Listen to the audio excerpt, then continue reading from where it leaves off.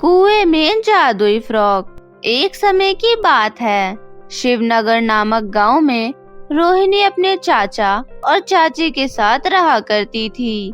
कुछ वर्ष पहले ही रोहिणी के माता पिता गुजर गए थे, जिसके बाद रोहिणी की अच्छी परवरिश के लिए उसके चाचा अपने घर ले आए। जिस बात से रोहिणी की चाची अनीता बिल्कुल खुश नहीं थी। जब रोहिणी के माता पिता इस दुनिया में थे, तब उन्होंने रोहिणी का एडमिशन एक बड़े और अच्छे स्कूल में करा दिया था और रोहिणी उसी स्कूल में जाया करती थी। उसे पढ़ने का बहुत शौक था। वहीं दूसरी तरफ अनीता की बेटी कोमल बहुत ही ज्यादा घमंडी थी।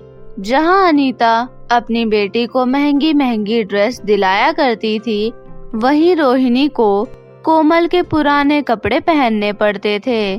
एक दिन जब अनीता और कोमल पार्टी में जाने के लिए तैयार हो रहे होते हैं, तभी कोमल बहुत सारी ड्रेसेस ट्राई करने लगती है।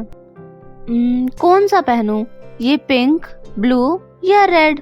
ओफो, समझ ही नहीं आ रहा कि पार्टी में क्या पहन कर जाऊं।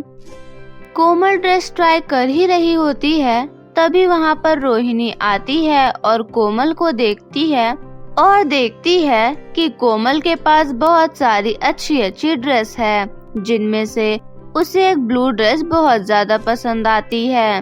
ड्रेस देखने के बाद रोहिणी कहती है, कोमल, तुम तो पार्टी में जा रही हो, तुम मुझे ब्लू वाली ड्रेस दे दो, मुझे बहुत अच्छी लग रही है।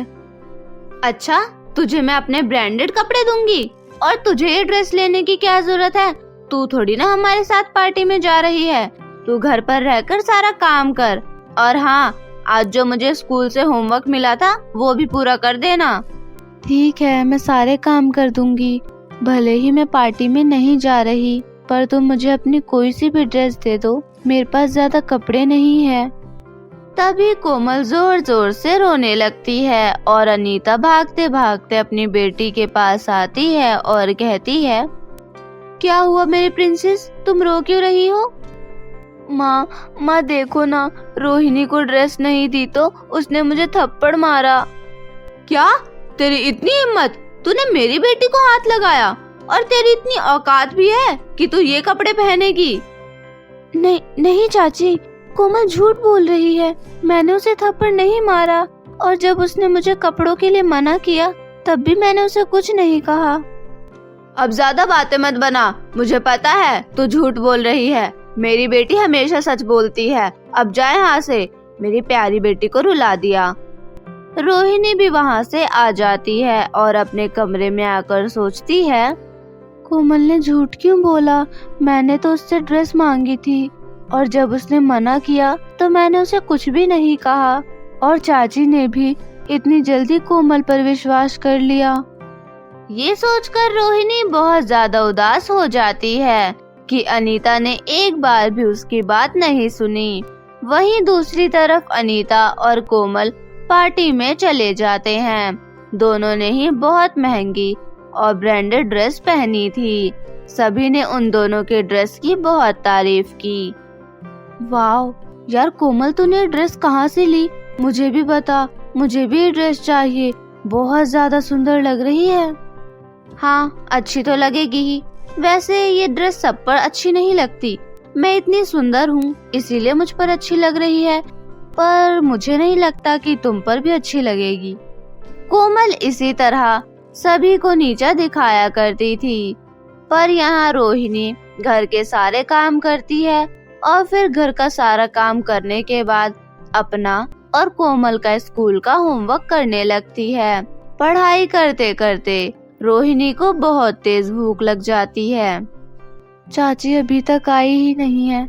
मैंने उन्हें बोला तो था कि वो मेरे लिए खाना ले आए, अब पता नहीं कि वो खाना लाएंगी भी या नहीं। मैं थोड़ा इंतजार कर लेती हूँ।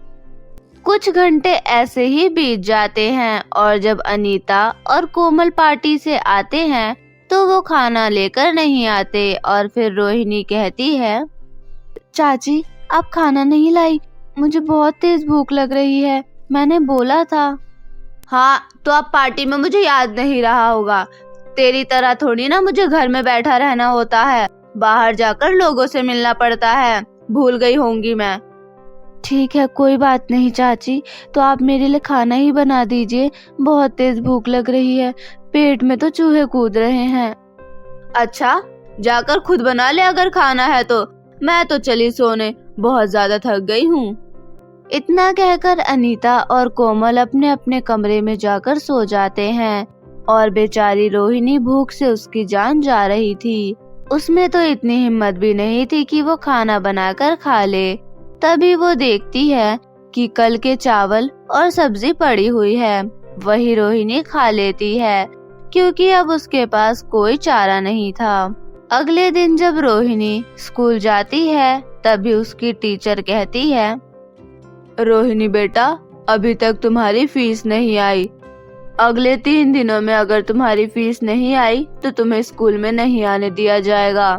मुझे पता है तुम बहुत ही होनहार स्टूडेंट हो, मैं नहीं चाहती कि पैसों की वजह से तुम्हारी पढ़ाई खराब हो, इसीलिए जल्द से जल्द पैसे जमा करा दो। क्लास टीचर की ये बात सुनकर रोहिणी टेंशन में पड़ जाती है कि अब वो कैसे अपनी चाची को ये बोलेगी कि उसे स्कूल की फीस चाहिए। अगर मैंने चाची को ये बात बोली तो वो मुझे बहुत डांटेगी। एक तो इतनी मुश्किलों से खाना मिलता है और स्कूल फीस के लिए तो वो बिल्कुल ही मना कर देंगी। और चाचा भी गांव में नहीं है, वरना हर महीने तो वही दे दिया करते थे।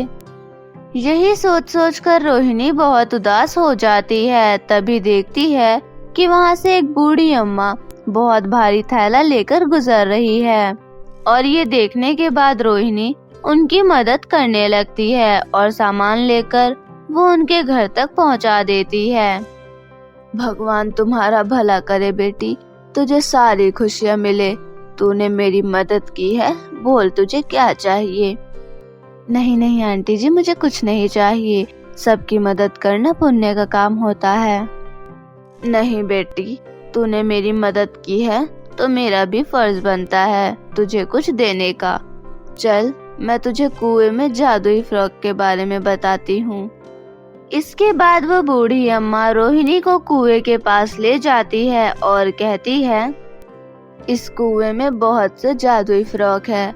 वो जादुई फ्रॉक लेने के बाद तुम उस जादुई फ्रॉक से जो भी मांगोगी वो तुम्हें मिल जाएगा और वो तुम्हारी हर मुश्किलों का हल निकाल देगा। अब तुम जाओ और अपने लिए एक फ्रॉक ले आओ। और बूढ़ी अम्मा के कहने पर रोहिणी उस कुएं के अंदर जाती है और एक जादुई फ्रॉक लेकर आती है। वो फ्रॉक बहुत ही ज्यादा सुंदर लग रही थी। इसके बाद बूढ़ी अम्मा कहती है, चलो, अब तुमने फ्रॉक ले ही ली है तो अब कुछ मांग कर देखो।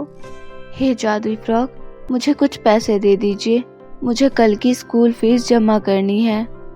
इसके बाद रोहिणी के पास पैसे आ जाते हैं। ये देखकर रोहिणी बहुत खुश होती है और बूढ़ी अम्मा को शुक्रिया कहकर वहाँ से अपने घर के लिए निकल जाती है।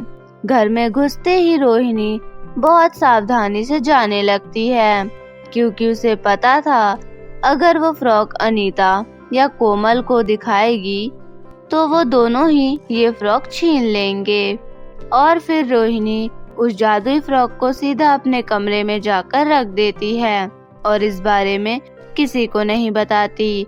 इसके थोड़े ही देर बाद रात हो जाती है और फिर अनीता जोर से चिल्लाते हुए कहती है, ओ महारानी, अगर तूने आराम कर लिया हो तो जाकर खाना बना दे, भूख लग रही है सबको। और हाँ, मेरी बेटी कोमल से पूछ लेना क्या खाएगी, उसकी पसंद का ही खाना बनना चाहिए। इसके बाद रोहिणी कोमल के पास जाती है और फिर कोमल कहती है, आज तो मुझे कुछ अच्छा सा खाने का मन कर रहा है। एक काम कर, तू पनीर बना ले और राजमा भी बना लेना और उसके साथ चावल और रायता तो होना ही चाहिए और मुझे आधे घंटे के अंदर ये सारा खाना चाहिए। इसके बाद रोहिणी जल्दी जल्दी खाना बनाने लगती है, लेकिन खाना बनाने में पता ही नहीं चलता कि वो आधे घंटे भी कब निकल गए। जिसके बाद तभी रोहिणी को याद आता है कि उसके पास जादुई फ्रॉक है और फिर वो जादुई फ्रॉक के पास जाकर उनसे जल्दी खाना बनाने के लिए कहती है और 5 मिनट के अंदर ही सारा खाना बन जाता है। ये देखकर रोहिणी को बहुत खुशी होती है कि अब जादुई फ्रॉक की मदद से वो घर का काम भी बड़ी जल्दी कर सकती है।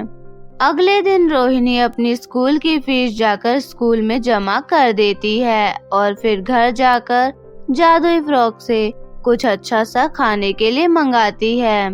और जब रोहिणी खाना खा रही होती है तभी वहाँ पर अनीता आ जाती है और कहती है, ये खाना कहाँ से लाई है तू? आज तो मैंने खाना ही नहीं बनाया। मैं और कोमल तो बाहर से ही खाकर आ गए थे, तो खाना कहाँ से लाई है? जल्दी बता। चाची, वो रास्ते में भंडारा बट रहा था तो मैं वहीं से ले आई। अच्छा चल ठीक है, वैसे खाकर सारे बर्तन भी धो देना। अनीता को रोहिणी पर बिल्कुल विश्वास नहीं हो रहा था कि रोहिणी सच कह रही है या झूठ, इसीलिए अनीता रोहिणी पर नजर रखने लग गई। कुछ दिनों में ही अनीता को पता चल जाता है कि रोहिणी के पास जादुई फ्रॉक है। हाँ, अब मैंने सब कुछ देख लिया है।